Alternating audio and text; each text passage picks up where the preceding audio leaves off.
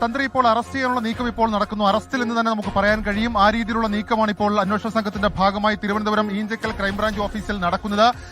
Police ആസ്ഥാനത്ത് വെച്ചാണ് അദ്ദേഹത്തെ ചോദ്യം ചെയ്തതെന്നുള്ള വിവരം ഇപ്പോൾ പുറത്തേക്ക് വരുന്നുണ്ട്. അതായത് പോലീസ് ആസ്ഥാനത്ത് ഇന്ന് രാവിലെ 10 മണി മുതൽ ചോദ്യം ചെയ്യൽ ആരംഭിച്ചു. അത് പൂർത്തിയാക്കിയ ശേഷം ഇപ്പോൾ ഈഞ്ചക്കൽ ക്രൈംബ്രാഞ്ച് ഓഫീസിലേക്ക് കൊണ്ടുവന്നതാണ് നമ്മളിപ്പോൾ കാണുന്ന ദൃശ്യങ്ങൾ. ഏതായാലും ശബരിമല സ്വർണ്ണക്കൊള്ളയെ സംബന്ധിച്ച് നിർണായകമാണ് നീക്കമെന്നുള്ള കാര്യത്തിൽ തർക്കമില്ല. കാരണം ആരിലേക്കാണ്, ഉന്നതൻ ആരാണ്, അതല്ലെങ്കിൽ ദൈവതുല്യനായ മനുഷ്യൻ ആരാണ് എന്നൊക്കെയുള്ള കാര്യത്തിലേക്ക് ചില സൂചനകൾ അത് നമ്മൾ കണ്ടതാണ് എ പത്മകുമാറിന്റെ നാവിൽ നിന്നും.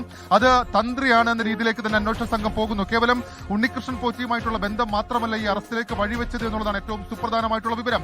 അതായത് smart creation CEO Pankaj Bhandari അടക്കമുള്ള ആളുകളുമായി ഇദ്ദേഹത്തിന് ബന്ധമുണ്ട് എന്ന തരത്തിലേക്കുള്ള സൂചനകൾ SITക്ക് ഇപ്പോൾ ലഭിച്ചിട്ടുണ്ട്.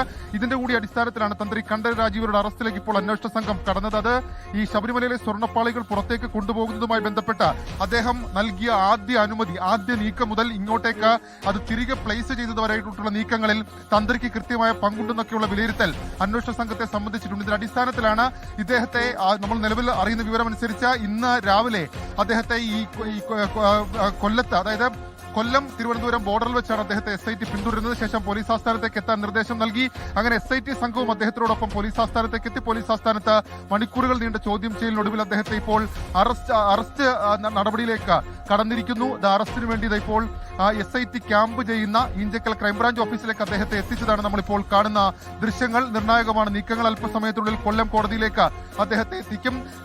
കൊല്ലം വിജിലൻസ് കോടതിയിലെ പ്രോസിക്യൂട്ടറിനോട് ഇതുമായി ബന്ധപ്പെട്ട വിവരങ്ങൾ കൈമാറിയിട്ടുണ്ട് എന്ന തരത്തിലേക്കുള്ള സൂചനകൾ പുറത്തേക്ക് വരുന്നുണ്ട്. അദ്ദേഹത്തിന്റെ അഭിഭാഷകരും ഇതുമായി ബന്ധപ്പെട്ട് അവിടെ എത്തിയിട്ടുണ്ടെന്നുള്ളതും ഏറ്റവും പ്രധാനപ്പെട്ട കാര്യം. ഏതായാലും നിർണായകമാണ്, പ്രധാനപ്പെട്ടതാണ് നീക്കങ്ങൾ. ശബരിമല സ്വർണ്ണക്കൊള്ളയെ സംബന്ധിച്ച് ഏറ്റവും പ്രധാനപ്പെട്ട അറസ്റ്റായി നമുക്കിതിനെ കണക്കാക്കാൻ കഴിയും. മാത്രവുമല്ല തന്ത്രിയെ സംബന്ധിച്ചിടത്തോളം അദ്ദേഹം ഇതിന്റെ ആദ്യഘട്ട അനുമതി മുതൽ ഇങ്ങോട്ടേക്ക് നടത്തിയിട്ടുള്ള മുഴുവൻ നീക്കങ്ങളെക്കുറിച്ച് വിശദമായിട്ടുള്ള പരിശോധന അത് അന്വേഷണ സംഘം നടത്തിയിരുന്നു. അതിനുശേഷമാണ് ഇപ്പോൾ ഇങ്ങനെയൊരു നീക്കത്തിലേക്ക് കടന്നത്.